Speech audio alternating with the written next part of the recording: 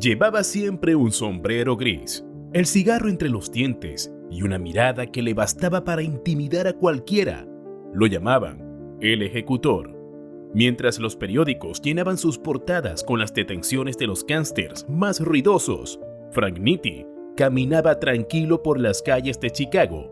No necesitaba disparar para mandar, no necesitaba hablar para ser temido, no era impulsivo ni buscaba protagonismo. Prefería actuar desde las sombras, dejar que otros hablen mientras él tejía redes de dinero y favores. Cuando la justicia lo acorraló, Nitti eligió cómo y cuándo terminar su historia, porque si algo tuvo siempre, incluso en la muerte, fue el control total de lo que lo rodeaba. Hoy vamos a conocer al verdadero jefe de la mafia de Chicago, el hombre que convirtió el crimen organizado en una maquinaria empresarial, política y cultural, y que demostró que el poder real es el que no se ve. Si te interesan historias como esta que revelan el lado oculto del poder, del crimen y de quienes manejan los hilos desde las sombras, suscríbete al canal, activa la campana y no te pierdas ninguno de nuestros próximos videos. Frank Nitti nació como Francesco Raffaele Nitto en 1886 en la ciudad de Angri, Italia. Como tantos otros, emigró a Estados Unidos en busca de un mejor futuro. Su historia no empieza con un disparo ni con un acto de sangre. Empieza en un contexto donde la pobreza, la exclusión y la migración moldeaban destinos. Estados Unidos a finales del siglo XIX y comienzos del XX era un hervidero de tensiones sociales y étnicas. La migración italiana en particular era vista con recelo. Los recién llegados eran señalados como portadores de crimen, ignorancia o enfermedades. En las grandes ciudades los barrios se dividían por nacionalidades y los italianos, especialmente del sur, como Nitti, quedaban atrapados en el último escalón del orden social. Esa exclusión sistemática no solo alimentó la pobreza, sino también un sentimiento de rebeldía frente a un sistema que parecía hecho para mantenerlos abajo. La familia de Nitti se instaló en Brooklyn, donde él pronto descubrió que el camino legal era el más largo y el menos rentable. Durante años trabajó como zapatero, limpiabotas y luego como barbero, pero lo que parecía un oficio honesto pronto se convirtió en una máscara. En una barbería modesta del Lower East Side, el joven Nitti afilaba su navaja con parsimonia mientras un cliente hablaba sobre una entrega de whisky canadiense.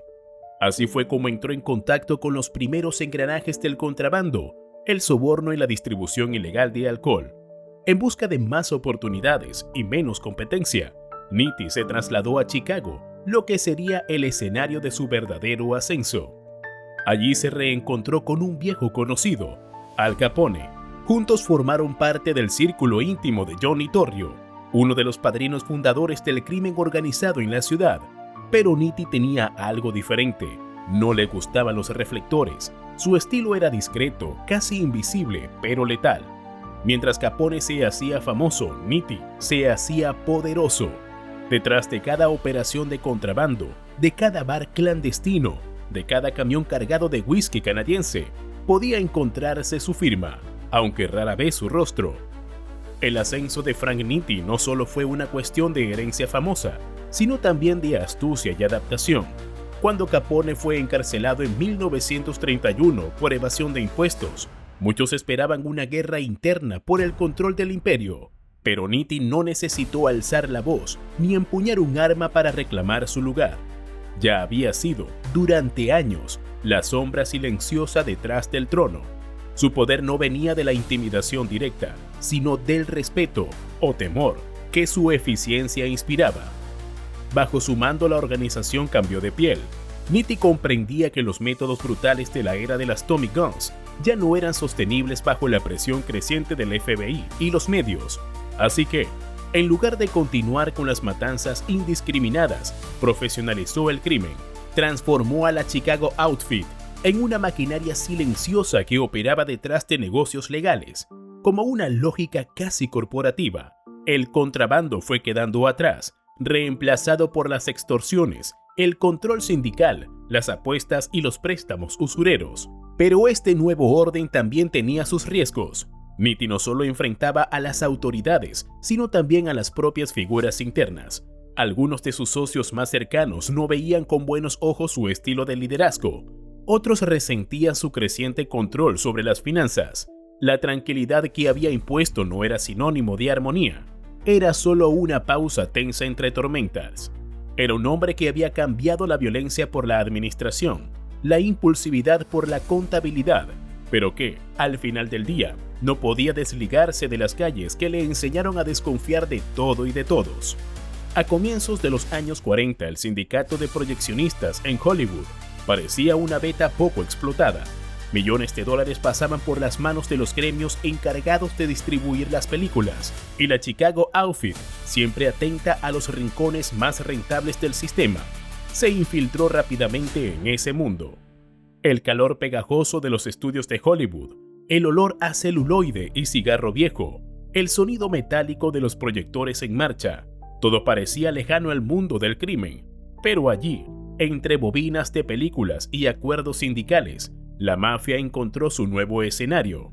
Nitti, siempre de traje gris y mirada fría, se reunía en cafés discretos con intermediarios que sabían exactamente cuánto valía cada segundo en pantalla. El plan era simple: controlar los sindicatos, extorsionar a los estudios y asegurarse ingresos constantes a través de cuotas, sobornos y amenazas veladas. Pero lo que parecía una expansión segura pronto se convirtió en un escándalo federal.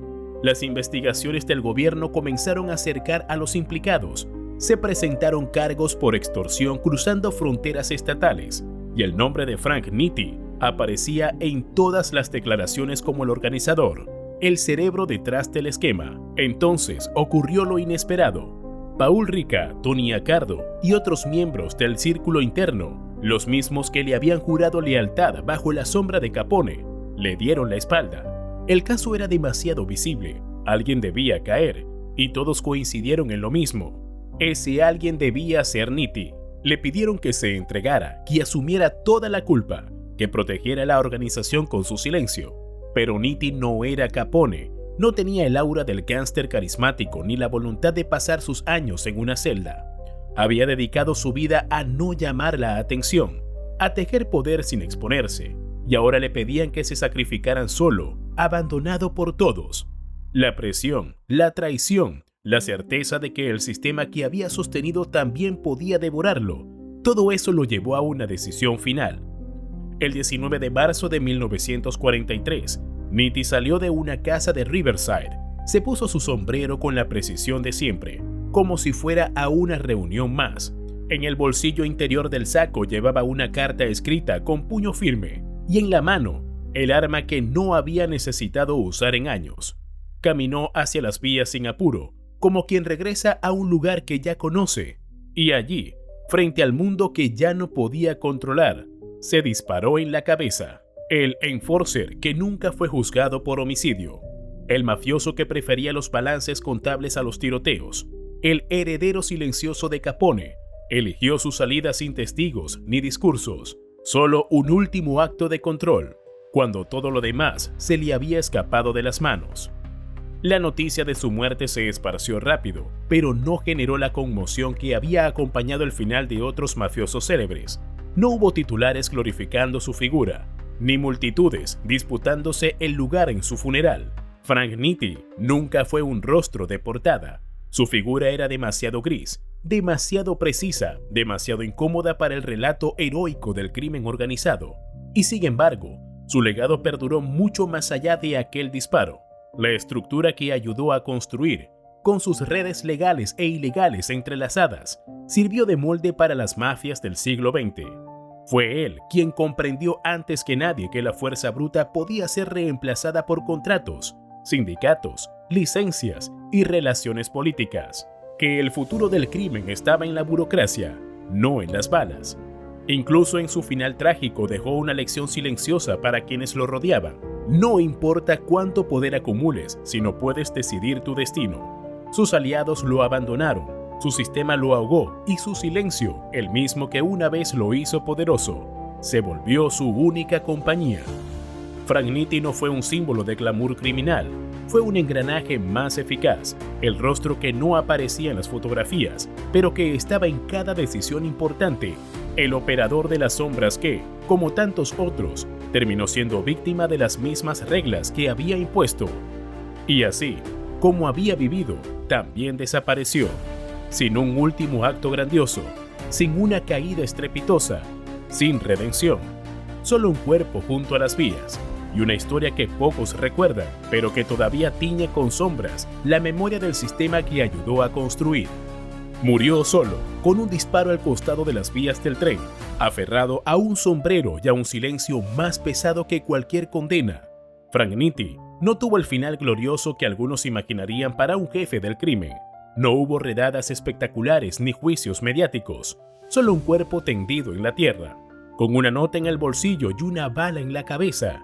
Quizás entendió, demasiado tarde, que su organización ya no necesitaba un hombre como él, que en un mundo que cambiaba de mandos, incluso los más calculadores pueden volverse prescindibles.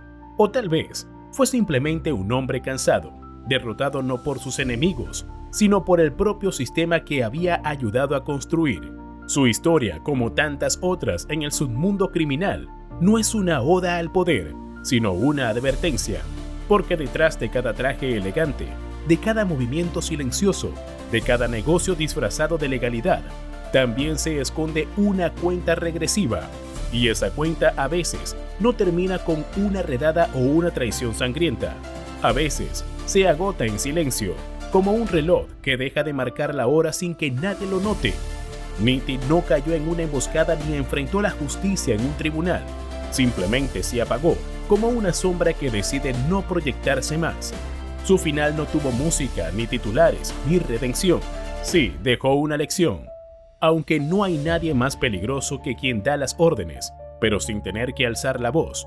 El poder sin rostro, sin límites ni testigos, también tiene fecha de vencimiento. Si no quieres perderte más historias reales que revelan los pliegues incómodos del poder, suscríbete al canal, activa la campana y acompáñanos.